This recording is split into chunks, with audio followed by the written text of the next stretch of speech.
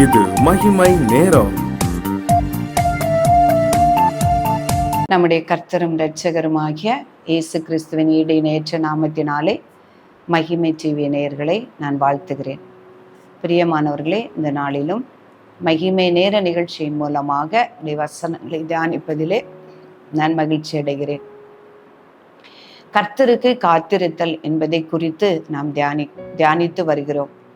ஆத்துமா நம்முடைய ஆண்டவருக்கு காத்திருக்க வேண்டும். அவருடைய வசனத்தை நாம் காத்திருந்து பெற்றுக்கொள்ள வேண்டும். அவருடைய வாக்குத்தத்தம் எல்லாம் நிறைவேற நாம் காத்திருக்க வேண்டும் என்பதை குறித்து தியானித்தோம். இந்த நாளிலும் அவருடைய தரிசனங்கள் நிறைவேற நாம் காத்திருக்க வேண்டும் என்பதை குறித்து நாம் தியானிக்க இருக்கிறோம்.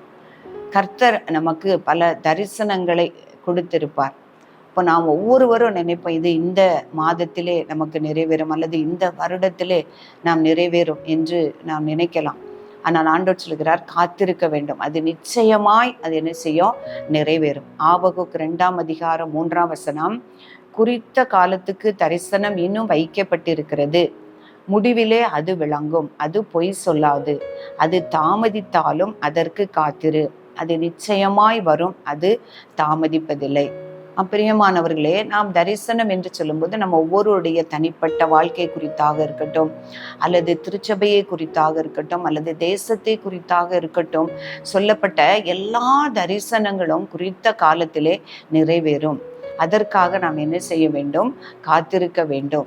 தனிப்பட்ட வாழ்க்கையானாலும் சரி, நம்முடைய உலக பிரகாரமான தேவைகளானாலும் சரி, ஆவிக்குரிய காரியங்கள் ஆனாலும் சரி, சொல்லப்பட்ட தரிசனங்கள் நிச்சயமாக நிறைவேறும். அது நிறைவேற நாம் காத்திருக்க வேண்டும்.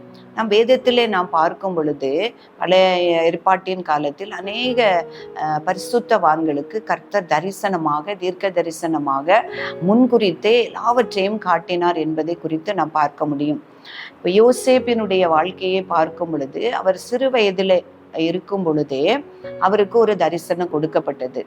யோசேப்பை தேவன் முன்குறித்து அந்த எகிப்து தேசத்திலே பஞ்ச காலத்திலே அவனை ராஜாவாக, அவனை பார்வோனுக்கெல்லாம் அதிபதியாக நியமித்து அந்த பஞ்ச காலத்திலும் எகிப்தியர்களையும் இஸ்ரவேல் ஜனங்களையும் ரட்சிக்க வேண்டும் என்று அவர் முன்குறித்து அவனுக்கு ஒரு தரிசனத்தை கொடுக்கிறார்.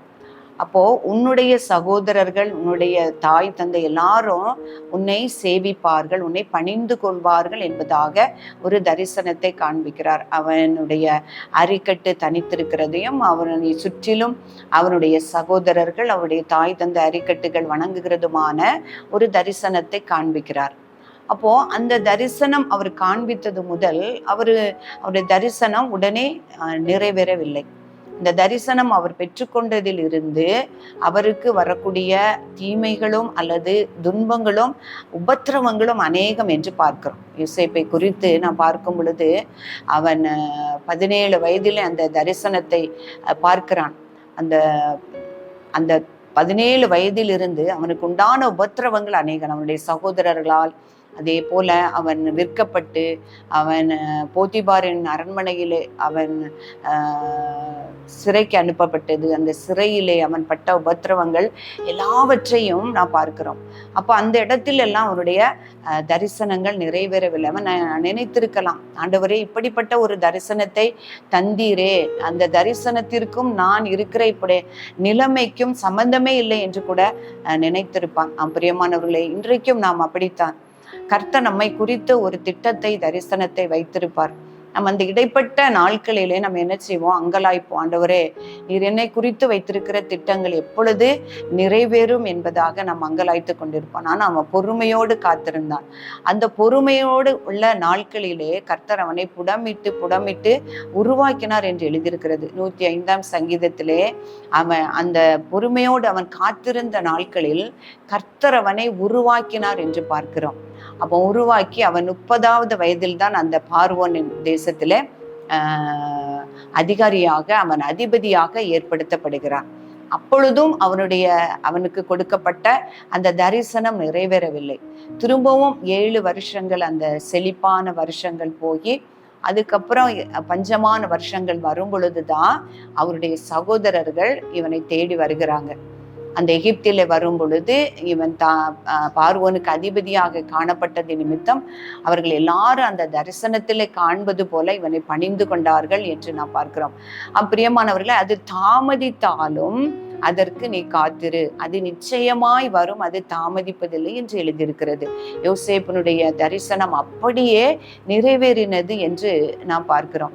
அப்போ கர்த்தருடைய திட்டங்கள் அவருடைய நேரம் வரும் பொழுது அவை நிச்சயமாக நேர்த்தியாக நடக்கும் என்பதை நாம் அறிந்து கொள்ள முடிகிறது. இப்போ பவுல் அப்போஸ்தலரை பார்க்கும்போது பவுல் அப்போஸ்தலர் கிறிஸ்துவுக்கு விரோதமாக அவன் கிறிஸ்துவினுடைய நாமத்தை தொழுது கொள்ளுகிறவர்களை துன்பப்படுத்த வேண்டும் என்று அவன் கிளம்பினான். அப்பொழுது கிறிஸ்து அவனை சந்தித்து, நீ துன்பப்படுத்துகிற கிறிஸ்து நானே என்று சொல்லி அவனை நிரப்பி அவன் மனம் திரும்புகிறதை நாம் பார்க்கிறோம்.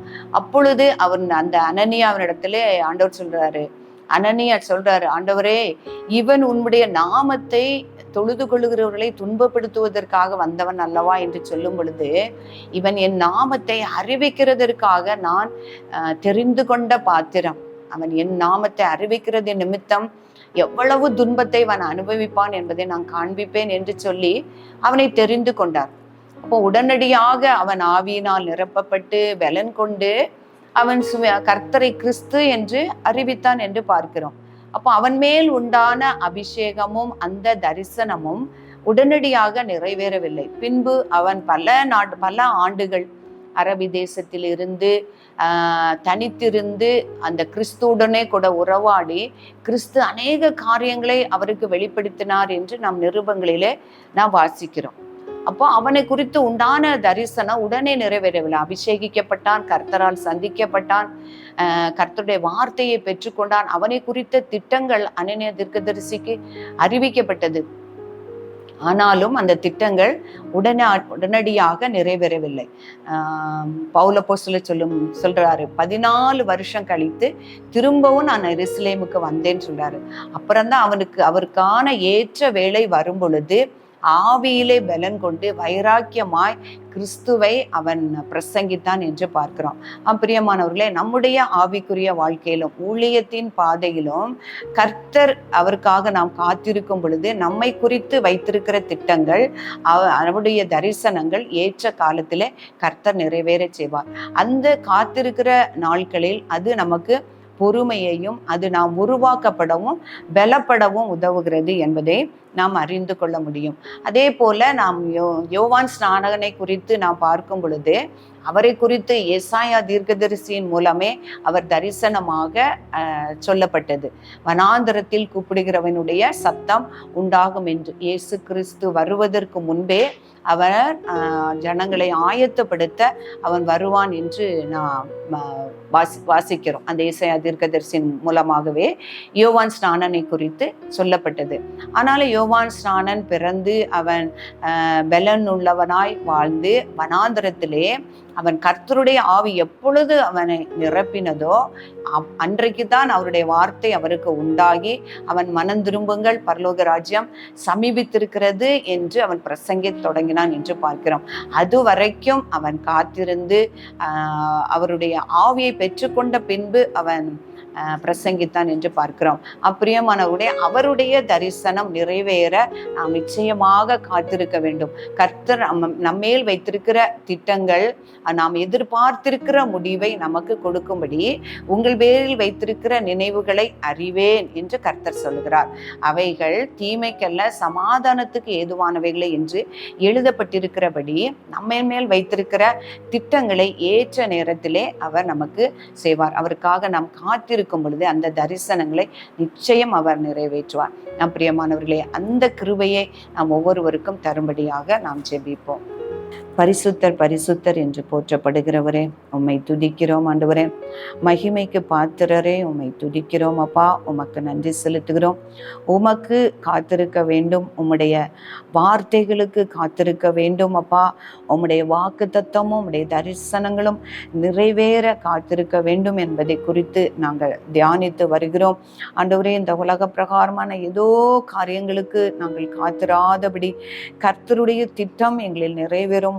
உம்முடைய வார்த்தைகளை நாங்கள் பெற்றுக்கொள்ளவும் அப்பா, உம்முடைய வருகையை எதிர்நோக்கிய நாங்கள் காத்திருக்கத்தக்கதான ஆண்டவரே ஸ்தோத்திரம் அப்பா, உணர்வையும் பலனையும் எங்கள் ஒவ்வொருவருக்கும் நீர் தரும்படியாய் நாங்கள் ஜெபிக்கிறோம் சுவாமி. அந்த காத்திருக்க நேரத்தில் கர்த்தரை எங்களை நீர் உருவாக்குவீர் ஆண்டவரே, எங்களை பலப்படுத்துவீர் என்கிற நம்பிக்கையிலே சுவாமி விசுவாசத்தோடு காத்திருக்க கர்த்தர் எங்கள் ஒவ்வொருவருக்கும் கிருபை செய்யும்படியாய் நாங்கள் ஜெபிக்கிறோம் சுவாமி. எங்களை தாழ்த்தி உம்மை உயர்த்துகிறோம். இயேசுவின் நாமத்தில் ஜெபிக்கிறோம் நல்ல பிதாவே, ஆமென்.